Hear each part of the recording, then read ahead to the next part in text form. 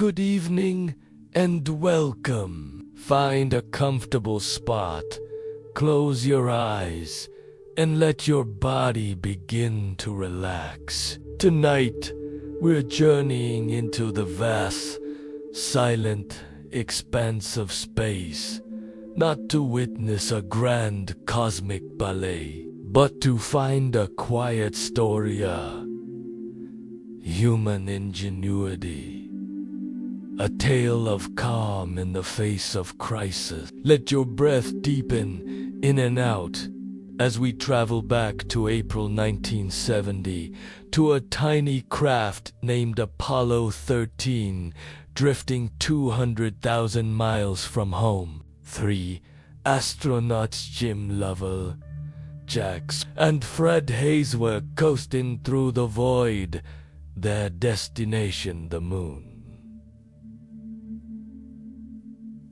Inside their command module, Odyssey, the atmosphere was a carefully balanced mixture of oxygen and nitrogen, designed for comfort and safety. But their journey was about to change in a way no one could have predicted. A little over 2 days into their mission, a routine procedure stirring the oxygen tanks triggered a catastrophic explosion. The blast crippled their spacecraft, Odyssey. Alarms blared, lights flickered, and the crew reported the now famous words to Mission Control.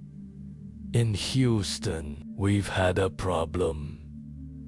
The dream of a lunar landing evaporated in an instant, replaced by a single, stark objective: survival. With their main spacecraft dying, the astronauts had to power it down completely and move into their lunar lander, Aquarius. This small, spidery craft was designed to support 2 men on the moon's surface for just 2 days. Now, it had to become a lifeboat, keeping 3 men alive for the 4-day trip back to Earth.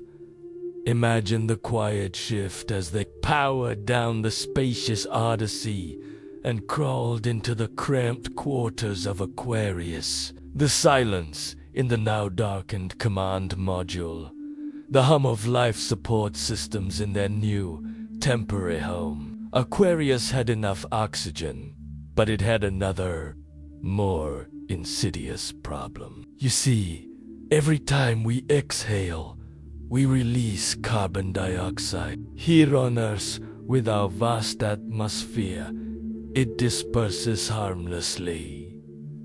But in a sealed cabin, it's a poison. If it builds up, it leads to headaches, confusion, shortness of breath, and eventually unconsciousness. To prevent this, spacecraft are equipped with spatial filters called lithium hydroxide canisters. These canisters act like chemical sponges, scrubbing the core from the air, keeping it breathable. Aquarius had its own set of these canisters, but they were designed for 2 men for 45 hours. Now, with 3 men breathing for nearly double that time, the math was grim. The canisters in the lunar module were being used up far too quickly.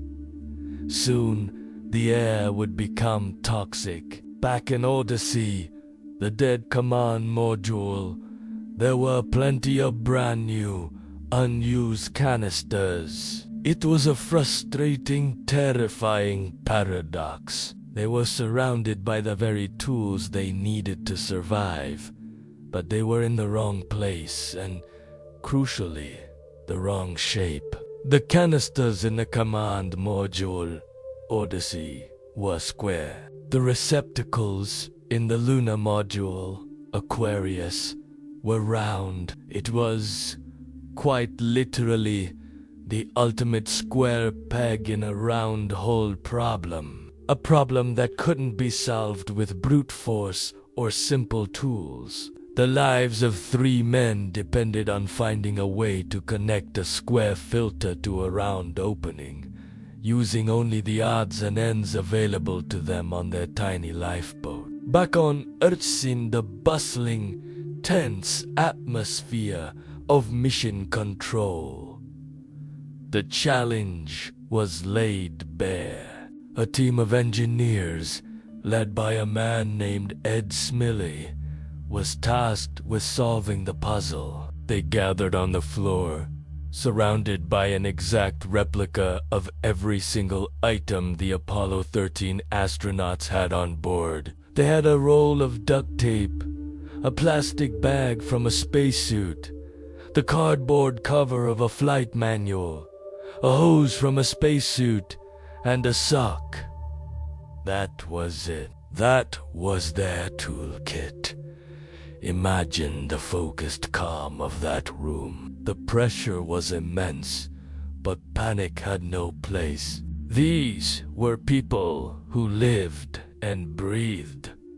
They worked through the night under the ticking clock of the astronauts' dwindling clean air supply. They tried one configuration, then another. They knew they had to invent a device, an adapter, that Lovell, Swigert, and Hayes could build with their own hands, thousands of miles away. Piece by piece, the solution came together. They realized they could use the cardboard from the flight plan cover to build a sort of box, a housing for the square canister. They would use the iconic gray duct tape, a handyman's secret weapon, to seal it all together, making it airtight. The plastic bag would serve as a funnel, and the spacesuit host would connect their makeshift adapter to the lunar module's air circulation system. They even figured out they could use a sock to act as a crude filter to catch any loose particles. Once they had a working prototype, the instructions had to be relayed, step by step, over the crackling radio link to Apollo 13. The voice of mission control, calm and steady, read out the procedure. "Okay, Fred. We're going to need you to get the flight plan covered, ... double quotes."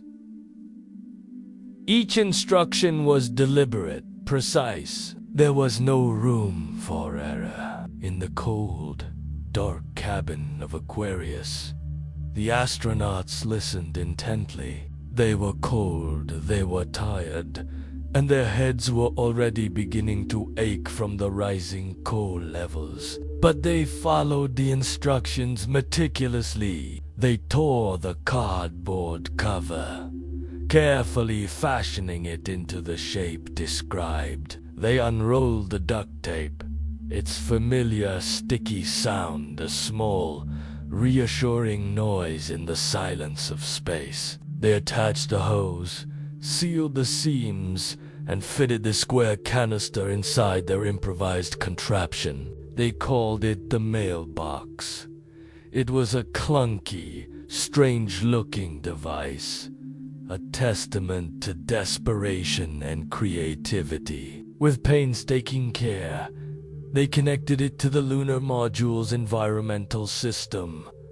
And then they waited. The entire world, listening in, waited with them. Slowly, miraculously, the warning light for high carbon dioxide levels blinked off. The air began to clear. The numbers on their readouts started to drop back towards safe levels. It had worked. This makeshift adapter, cobbled together from spare parts, saved their lives. It was a moment of pure, unadulterated triumph, not of brute strength, but of quiet, collaborative intelligence. It showed that the most powerful tool humanity has is not a rocket or a computer, but the ability to think creatively under pressure. The ability to look at a roll of tape,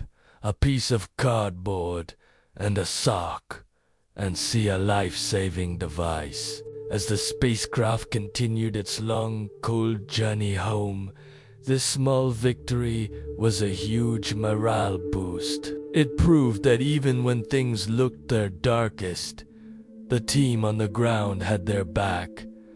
They were not alone in the void. This connection, this bridge of ingenuity and trust between Earth and a tiny craft in deep space, is what ultimately brought them home. The story of the Apollo 13 filter is more than just a technical achievement. It's a bedtime story about the human spirit. It reminds us that when we work together, when we remain calm and focus on a solution, no problem is too great. It's a story about turning a square peg in a round hole not into a failure, but into an opportunity for brilliance. So as you drift off to sleep tonight, picture that small, jewelry device humming quietly in the cold of space, a symbol of hope, built from the most ordinary things. Let the calmness of that solution, the quiet confidence of the engineers, and the steady resilience of the astronauts fill your mind. There is a deep peace in knowing that even in the most challenging of circumstances, a solution can be found. Rest now in the quiet of the cosmos, and let your dreams be as limitless as the stars. Sleep well.